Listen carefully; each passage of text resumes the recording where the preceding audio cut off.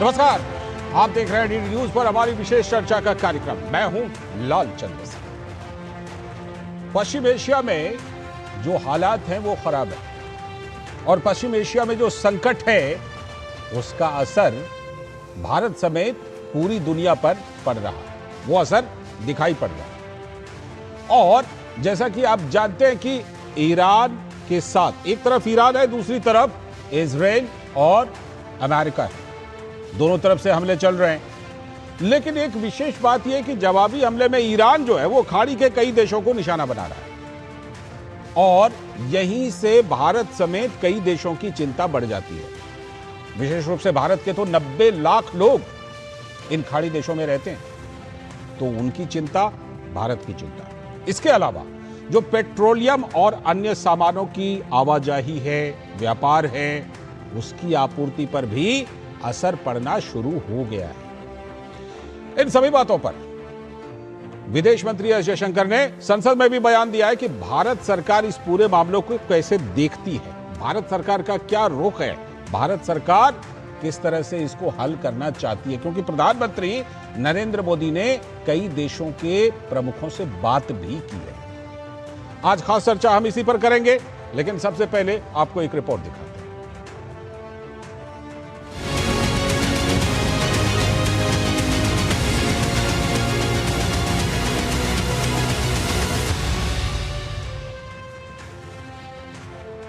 तो जैसा कि हमने आपको बताया कि पश्चिम एशिया के हालात पर विदेश मंत्री एस जयशंकर ने बयान दिया है और भारत की जो प्रतिबद्धता हमेशा से रही है कि वार्ता के जरिए, संवाद के जरिए और कूटनीति के माध्यम से शांति स्थापित होनी चाहिए।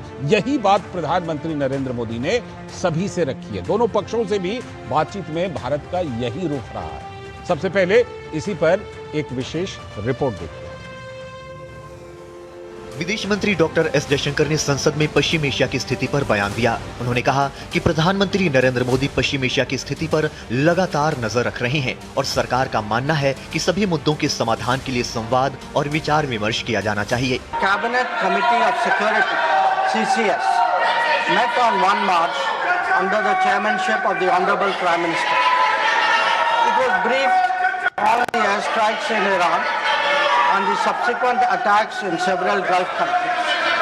The CCS was concerned over the safety and security of the Indian community in the region.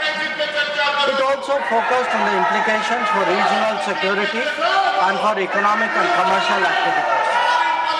The committee was apprised of difficulties faced by Indian travelers transiting the region and by students appearing for scheduled examinations in these countries.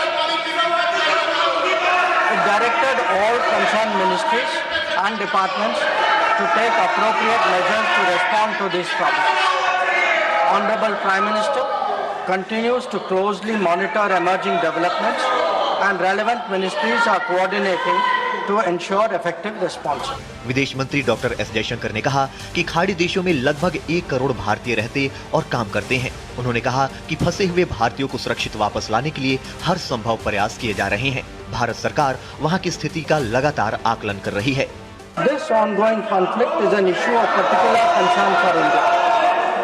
We are a neighboring region and understandably have obvious stakes that West Asia remains stable and peaceful. There are almost 1 crore Indian citizens who live and work in the Gulf nations. In Iran too, there are a few thousand Indians who are there for study or for employment. The region is key to our energy security and includes many important suppliers of oil and gas. Serious supply chain disruptions and climate of instability that we perceive are serious issues. Government has been assessing the situation in West Asia continuously since the 12-day war in June 2025. विदेश मंत्री ने कहा कि भारतीय दूतावास निरंतर लोगों से संपर्क बनाए हुए है और जरूरत के अनुसार समय समय पर परामर्श जारी किए जा रहे हैं। उन्होंने कहा कि विदेश मंत्रालय में इसके लिए विशेष नियंत्रण कक्ष बनाए गए और दूतावासों ने आपात स्थिति के लिए हेल्पलाइन नंबर भी जारी किए। The Indian Embassy has facilitated the relocation of several Indian students in Tehran to places outside Tehran. An advisory update with emergency contact helplines was issued on 3 March.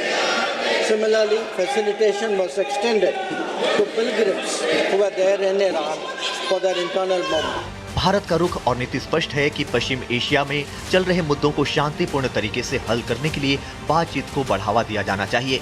युद्ध या सैन्य टकराव लंबे समय तक समाधान नहीं दे सकते, इसलिए देशों को बातचीत का रास्ता अपनाना चाहिए। Bureau report, DD news. तो आपने ये पूरी रिपोर्ट देखी जिसमें कि भारत सरकार का जो भी रुख है उसको बिल्कुल आधिकारिक तौर पर विदेश मंत्री एस जयशंकर ने सदन के पटल पर रख दिया है। हालांकि उनके बात रखने के दौरान भी हंगामा चल रहा था, लेकिन राजनीतिक पहलू को अभी छोड़ देते हैं। अभी इस पर आते हैं कि पश्चिम एशिया का जो संकट है वो कितना बड़ा, इसका समाधान क्या, और इसी पर बात करने के लिए हमारे साथ प्रोफेसर हर्षवर्धन पंत जी, जो वाइस प्रेसिडेंट हैं ORF के, वो हमारे साथ विशेष रूप से जुड़ गए हैं। बहुत बहुत स्वागत हर्षवर्धन पंत जी।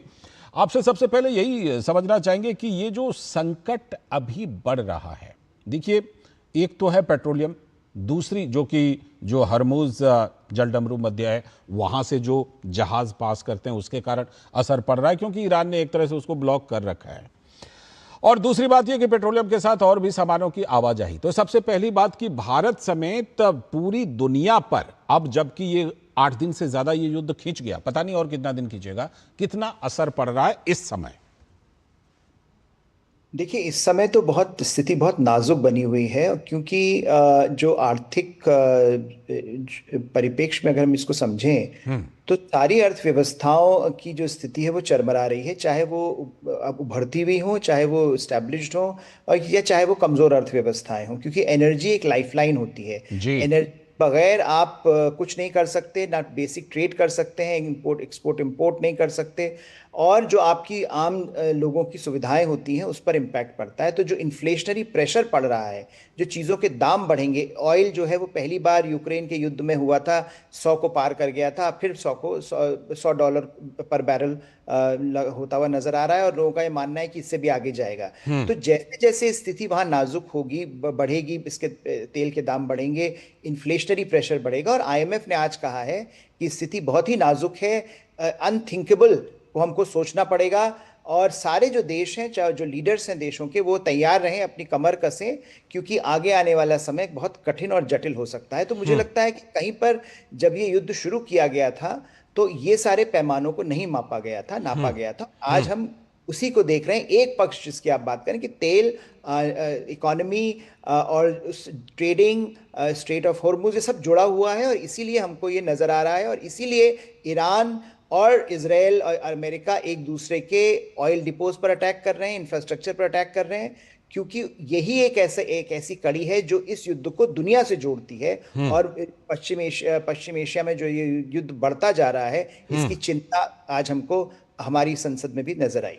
ठीक है प्रोफेसर पंत, क्या इसके पीछे कहीं ना कहीं ईरान की ये भी रणनीति है क्या कि ये जो टकराहट है, युद्ध है, इसका असर ज्यादा से ज्यादा देशों पर जाए तो ज्यादा देश पहल करेंगे कि ये युद्ध जल्दी खत्म हो जाए? चाहे पहले देखिए कि खाड़ी के कई देशों पर ईरान ने हमला किया, जवाबी हमला, पहले तो कहा कि US के बेस पर कर रहे हैं, लेकिन वो हमले कई जगह पर और भी हुए, नागरिक ठिकानों पर भी हुए, सिर्फ सैन्य ठिकानों पर नहीं हुए थे। एक तो वो बात। दूसरी बात ये कि जो ये हरमुज जलडमरू मध्य है, वहां पर अगर ब्लॉकेज नहीं होता तो जाहिर सी बात है कि बहुत कुछ सामान्य तौर पर चल सकता था, पेट्रोलियम और अन्य सामानों की आवाजाही। क्या ईरान इसे एक रणनीति के तौर पर भी ले रहा है कि क्योंकि जंग में जाहिर सी बात है, युद्ध में हम ये कह सकते हैं कि उनका पलड़ा हल्का पड़ेगा ही पड़ेगा, ऐसे में अगर इस तरह का संकट होता है तो दुनिया के बाकी देश भी इस युद्ध को जल्दी समाप्त करवाएंगे, ये कोई रणनीति है क्या ईरान की? बिल्कुल है, और मुझे लगता है उनके पास ये एक तरह से आखिरी हथियार है कि जो, क्योंकि हम ये शुरू से सुन रहे हैं कि ये जो युद्ध है ये तब हल्का पड़ेगा जब ईरान की जो मिसाइल्स हैं, डिलीवरी सिस्टम्स हैं, वो खात्मे की तरफ जाएंगे, आर्टिलरी खात्मे की तरफ जाएगी। तो अनलिमिटेड स्टॉक पाइल तो ईरान के पास है नहीं। ईरान भी कमज़ोर, आर्थिक स्थिति कमज़ोर रही है। ईरान ने जो भी बनाया, जो इकट्ठा किया है, वो जल्दी ही खत्म होने की कगार पर खड़ा होगा।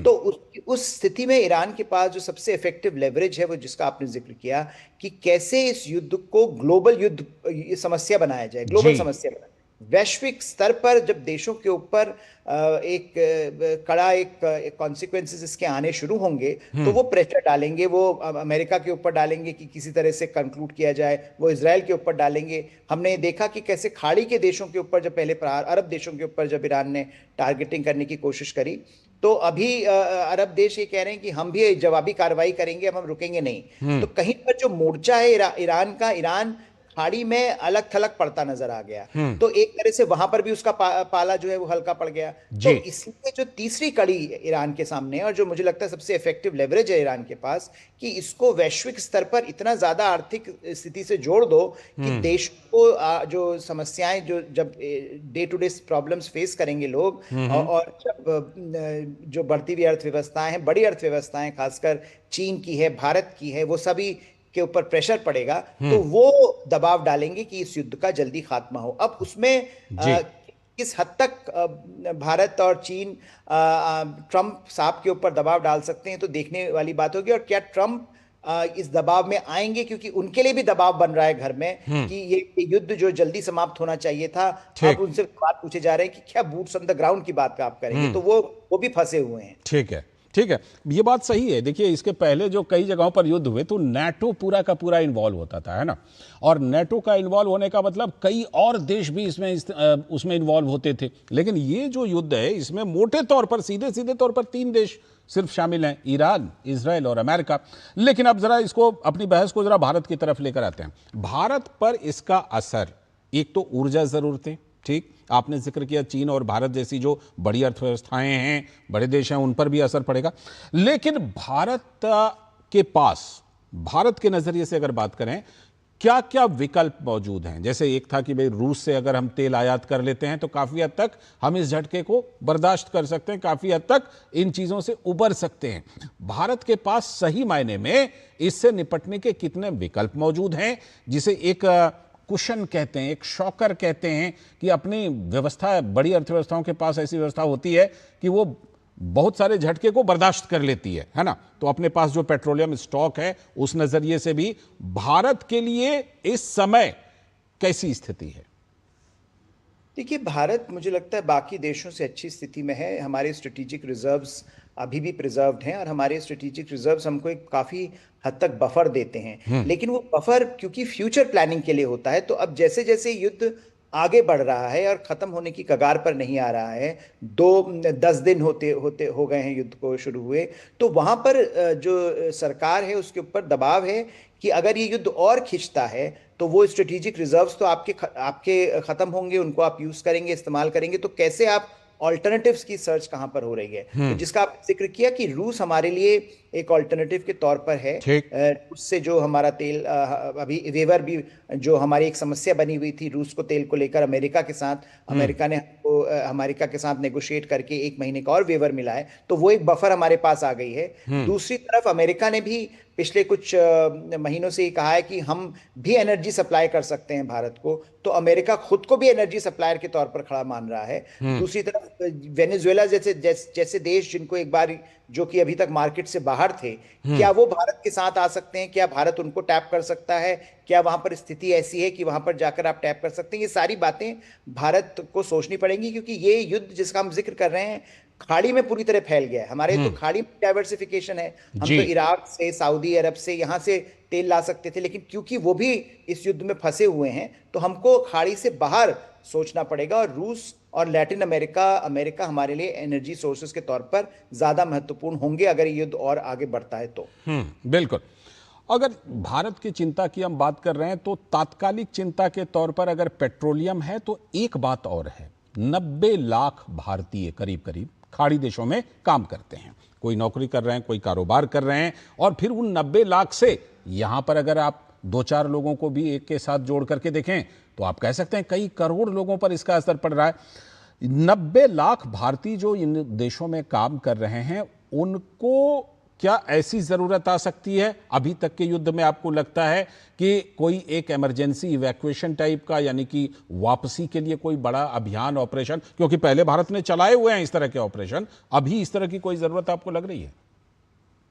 नहीं, देखिए, अभी तो जो भी देश जहाँ पर भी लोग हमारे भारतीय मूल के निवासी रह रहे हैं, वहाँ पर सारी सरकारों ने अपने अपने इंतजाम किए हुए हैं, और वो खाड़ी के देश अपनी सुरक्षा करना जानते हैं। वो भी हमने देखा किस तरह से मिसाइल्स को इंटरसेप्ट किया जा रहा है, और जो भी अटैक्स हो रहे हैं वो इक्का दुक्का हो रहे हैं। वो कहीं पर गलत पड़ जाते हैं तो किसी होटल में, किसी रेजिडेंशियल कॉम्प्लेक्स में, ऑयल फैसिलिटी में अटैक हो रहे हैं। लेकिन ईरान को ये पता है कि अगर वो इस तरह से इंडिस्क्रिमिनेट अटैक करेगा तो भारत जैसे देश भी एलिनेट होंगे। तो मुझे लगता है वो सेंसिटिविटी ईरान में रहेगी कि हम इस तरह से ना मिसाइल बरसाएं जिससे कि जो आम आदमी है वो परेशान होकर और ज्यादा ईरान की खिलाफत ना करने लगे, और भारत जैसे देश जो अभी तक एक मित्र देश के तौर पर खड़े हैं वो भी अगेंस्ट हो जाएं। लेकिन जिस समस्या का आपने जिक्र किया, ये समस्या भारत के लिए बहुत बड़ी है, और भारत के हित जुड़े हैं कि हमारे जो 1 करोड़ लोग हैं, 90 लाख लोग वहां हैं, उनको इस तरह से मैनेज करें। क्योंकि एक्सपेक्टेशन जब इवैक्यूएशन की होगी तो क्या लॉजिस्टिकली फीजिबल होगा कि इतनी बड़ी संख्या में लोगों को वापस लाया जाए। देखिए, हम ईरान से वापस ला सकते हैं जहां कुछ हजार लोग हैं, स्टूडेंट्स हैं, कुछ वर्कर्स हैं, लेकिन खाड़ी से इवैक्यूएट करना इस स्केल पर वो अपने आप में एक लॉजिस्टिकल चैलेंज होगा भारत के लिए भी। तो उसके लिए मुझे लगता है प्रिपेयर्डनेस की जरूरत पड़ेगी, और प्रिपेयर भारत सरकार जरूर कर रही होगी अपनी तरफ से तैयारियां, लेकिन अभी उसकी जरूरत उस स्केल पर नजर नहीं आती। ठीक, प्रोफेसर पंत, आगे चल करके ना हम इस पर बात करने वाले हैं कि ये जो युद्ध है इसमें क्या आसार लग रहे हैं, कैसे ये युद्ध समाप्ति की तरफ जाता हुआ दिख रहा है या नहीं, कितने दिनों तक खींच सकता है? भारत सरकार ने जो अपील की है, और भी लोग जो शांति के जरिए, कूटनीति के जरिए इसको करना चाहते हैं, उसका कितना असर होगा? इस पहलू पर आपसे विशेष रूप से करूंगा चर्चा। एक छोटा सा ब्रेक ले लेते हैं, बने रहिएगा। ब्रेक के बाद लौटते हैं और फिर इस पहलू पर बात करेंगे कि ये युद्ध किस तरफ जाता हुआ दिख रहा है।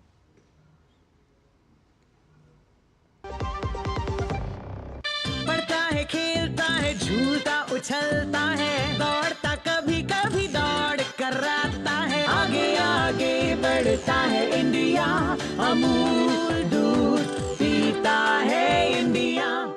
ट्रिंग ट्रिंग। हेलो, मैं तुम्हारे पापा के बचपन का दोस्त चतुर चाचा। प्रणाम चाचा जी। उनसे बेटे 5,000 लिए थे, अभी तुम्हें ट्रांसफर किया है बेटे, पर गलती से 50 चले गए। पेमेंट मैसेज चेक कर लो बेटे, और बाकी 45 मुझे लौटा दो। आपका मैसेज बाद में, पहले अपना बैंक अकाउंट चेक कर लो। अरे मूर्ख ना हूँ मैं। शाबाश। यूपीआई कहता है कोई नकली पेमेंट का मैसेज भेजकर पैसे वापस मांगे तो उसे कहो मैं मूर्ख नहीं।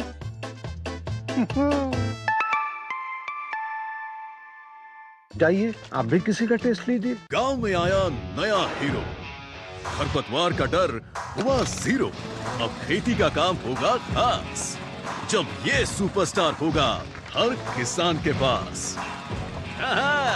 गांव का superstar steel MH210 power weeder, steel उपकरण लाए परिवर्तन। स्वागत है। ब्रेक के बाद आप देख रहे हैं हमारी विशेष चर्चा का प्रोग्राम, और हम बात कर रहे हैं कि पश्चिम एशिया में जो युद्ध चल रहा है वो, उसमें भारत का किस चीज पर जोर है। भारत का जोर तो संवाद और कूटनीति से शांति पर है। आज भी विदेश मंत्री ने ये बात संसद में कही, लेकिन ये युद्ध किस तरफ जा रहा है? प्रोफेसर हर्षवर्धन पंत हमारे साथ जुड़े हुए हैं।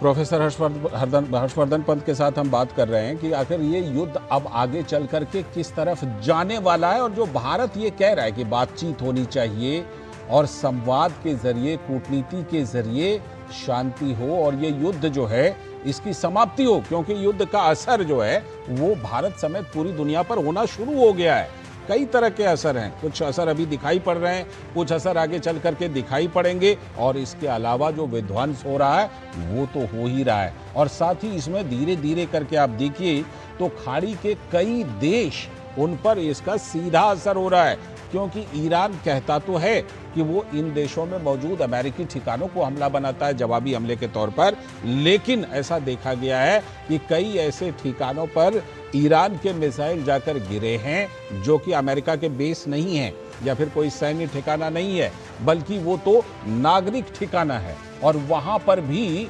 ईरान के हमले का असर हो रहा है।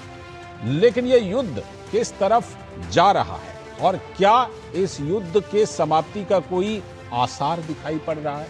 क्या ये युद्ध जल्द ही समाप्त हो सकता है? क्या कोई ऐसी चैनल से कोई किसी तरह की बातचीत चल रही है? क्योंकि अगर आप देखिए जो बयान आ रहे हैं अमेरिका की तरफ से, विशेष रूप से राष्ट्रपति ट्रंप के, इस्राएल की तरफ से प्रधानमंत्री बेंजामिन नेतन्याहू के, और ईरान की तरफ से जो भी मीडिया में सरकार के प्रमुख अपनी बात रख रहे हैं, अभी हालांकि वहां पर सरकार का ऑर्डर भी बदल गया है, लेकिन जो कोई भी बात रख रहे हैं उससे क्या आसार लग रहे हैं प्रोफेसर हर्षवर्धन पंत जी? क्या आसार लग रहे हैं? कुछ लग रहा है कि आने वाले कुछ दिनों में ये युद्ध अपनी परिणति तक या समाप्ति की तरफ जाएगा, या अभी लगता है कि ये थोड़ा हो सकता है कुछ हफ्ते और खींच जाए? देखिए, ईरान ने तो अपना जो डिसीजन है वो काफ़ी स्ट्रांग तरीके से दिखा दिया है कि खमैनी साहब के ही सुपुत्र को जब उन्होंने देश की एक तरह से चाबी दे दी और उसके बाद सारा IRGC जो उनका सिक्योरिटी अपरेटस है वो उसके चारों तरफ आ गया। उन्होंने कहा कि हम इनको सपोर्ट कर रहे हैं। तो ईरान ने अपनी मंशा जता दी है कि उनका कोई इरादा नहीं है कि वो जो हार्डलाइन इस्लामिस्ट रजीम है उससे वो बाहर जाएगी और किसी दूसरी तरह की सरकार वहां बनेगी। अब ये समस्या मुझे लगता है ट्रम्प साहब के लिए ज्यादा है क्योंकि उन्होंने ये रजीम चेंज वाला जो एक नारा दिया था शुरुआत कि ये मेरा पॉलिटिकल एंड गेम है। हालांकि उसके बाद वो बदले, उन्होंने कहा कि मुझे उसको कमजोर करना है, और कभी उन्होंने कहा कि मैं बात कर सकता हूँ किसी भी रिलीजियस लीडर से, लेकिन वो मेरी पसंद का होना चाहिए। तो वो मुझे लगता है ईरान ने तो पूरा तरह से जता दिया है कि उनकी कोई मंशा नहीं है वो बदलेगी।